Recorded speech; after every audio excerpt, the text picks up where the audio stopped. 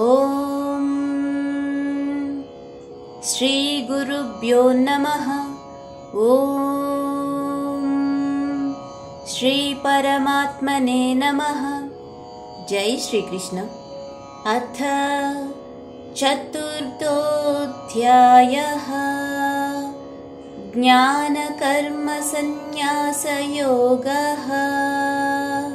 శ్రీభగవానువాచ ఇమం వివస్వతే యోగం ప్రోక్తవానహమవ్యయం వివస్వాన్మనవే ప్రాహ మనురిక్ష్వాకవే బ్రవీత్. 4వ అధ్యాయంలోని మొదటి శ్లోకం యొక్క భావాన్ని పరిశీలించినట్లయితే శ్రీకృష్ణ భగవానుడు ఈ విధంగా పలికెను: నేను ఈ యొక్క సనాతనమైన యోగ శాస్త్రమును సూర్య భగవానుడైన వివస్వానుడికి చెప్పాను. అతను మనువుకి ఉపదేశించారు, మనువు ఇక్ష్వాకునికి దీనిని ఉపదేశించారు అని భావం. ఏవం పరంపరా ప్రాప్తం ఇమం రాజర్షయో విదుః సకాలేనేహ మహతా యోగో నష్టః పరంతప.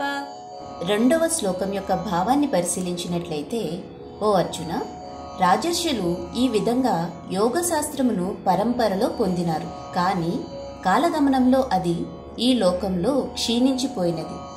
సయేవాయం మయా తేద్య యోగః ప్రోక్తః పురాతనః భక్తోసి మే సఖా చేతి రహస్యం హ్యేతదుత్తమం.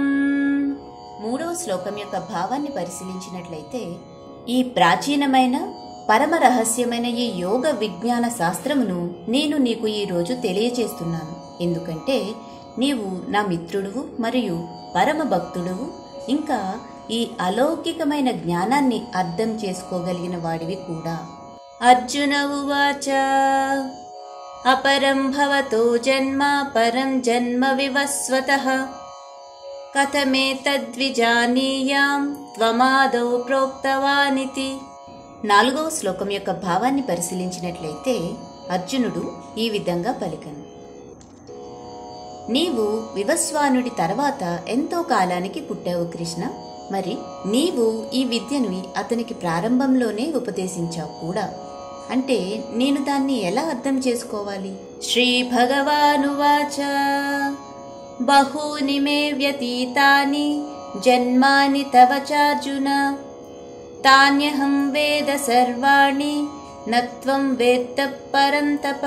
5వ శ్లోకం యొక్క భావాన్ని పరిశీలించినట్లయితే శ్రీకృష్ణ భగవానుడు ఈ విధంగా పలికెను: మన ఇద్దరికి ఎన్నో జన్మలు గడిచినవి అర్జున. నీవు వాటిని మర్చిపోయావు, కానీ అవన్నీ నాకు జ్ఞాపకం ఉన్నాయి అర్జున. అజోపి సన్నవ్యయాత్మా భూతానామీశ్వరోపి సన్ ప్రకృతిం స్వామదిష్టాయ సంభవామ్యాత్మమాయయా. 6వ శ్లోకం యొక్క భావాన్ని పరిశీలించినట్లయితే, నేను పుట్టుక లేనివాడిని అయ్యుండి కూడా, సమస్త ప్రాణులకు ప్రభువునయ్యుండి కూడా, ఇంకా నాశనము లేనివాడినై ఉండి కూడా నేను ఈ లోకంలో నా యోగ మాయ దివ్య శక్తిచే అవతరిస్తూ ఉంటాను అర్జున. యదా యదా హి ధర్మస్య గ్లానిర్భవతి భారత అభ్యుత్థానమధర్మస్య తదాత్మానం సృజామ్యహం. 7వ శ్లోకం యొక్క భావాన్ని పరిశీలించినట్లయితే, ఎప్పుడెప్పుడైతే ధర్మం క్షీణిస్తుందో, అధర్మం ప్రబలుతుందో, ఆ సమయంలో నన్ను నేను భూలోకంలో సృజించుకుంటాను అర్జున. పరిత్రాణాయ సాధూనాం వినాశాయ చ దుష్కృతాం ధర్మ సంస్థాపనార్థాయ సంభవామి యుగే యుగే. 8వ శ్లోకం యొక్క భావాన్ని పరిశీలించినట్లయితే, ధర్మాత్ములను కాపాడటానికి మరియు దుష్టులను నిర్మూలించటానికి, ఇంకా ధర్మ సూత్రాలను తిరిగి ప్రతిష్టాపించడానికి కూడా నేను ఈ లోకంలో ప్రతి యుగమునందు అవతరిస్తాను అర్జున.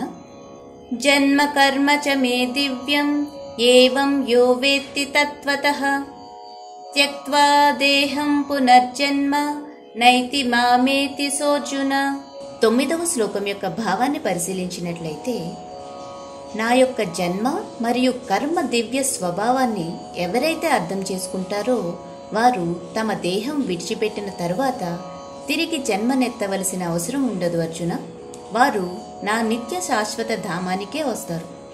వీతరాగ భయక్రోధాః మన్మయా మాముపాశ్రితాః బహవో జ్ఞాన తపసా పూతా మద్భావమాగతాః.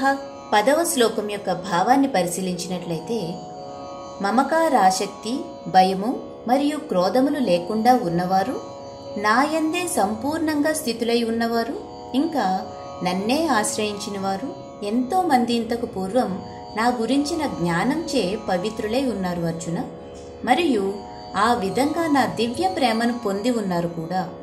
ఈ వీడియో గనక మీకు నచ్చినట్లయితే ఒక లైక్ చేయండి, షేర్ చేయండి, సబ్స్క్రైబ్ చేయండి. Thank you.